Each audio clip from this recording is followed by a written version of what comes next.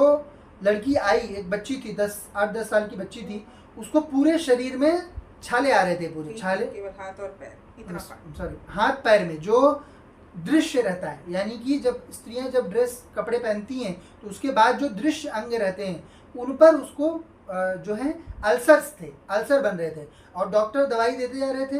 दवाई से उस पर कोई फर्क नहीं पड़ रहा था, थोड़ा बहुत कम हुआ, पर उसके बाद फिर से पुनः हुआ पूरे रूप में है। तो उसके पीछे कारण क्या था कि उस बच्ची पर जो है एक पिशाचिनी सवार थी।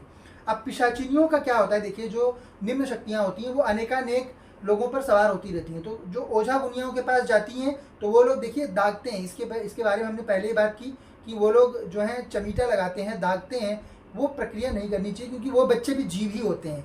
तो जब वो दागते हैं तो जब तक वो पजेस्ड रहेगा, यानी कि अगर पजेशन अच्छा है, यानी कि अच्छी सवारी है, तो फिर वो उसके शरीर पर वो चमीटा नहीं आएगा। लेकिन जो अंदर शक्ति है उस पर वो चमीटे का पूरा दाग आ जाता है।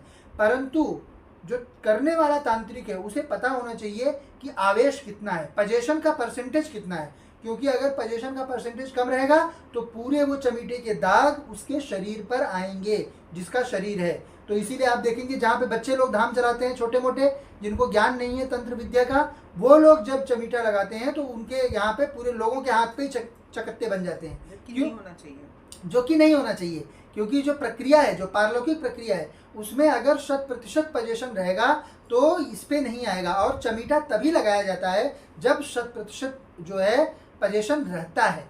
अगर 100% पजेशन नहीं है, 99 भी है, तो आप समझिए किसी को जलाया जाए तो उसको कितना दर्द होगा।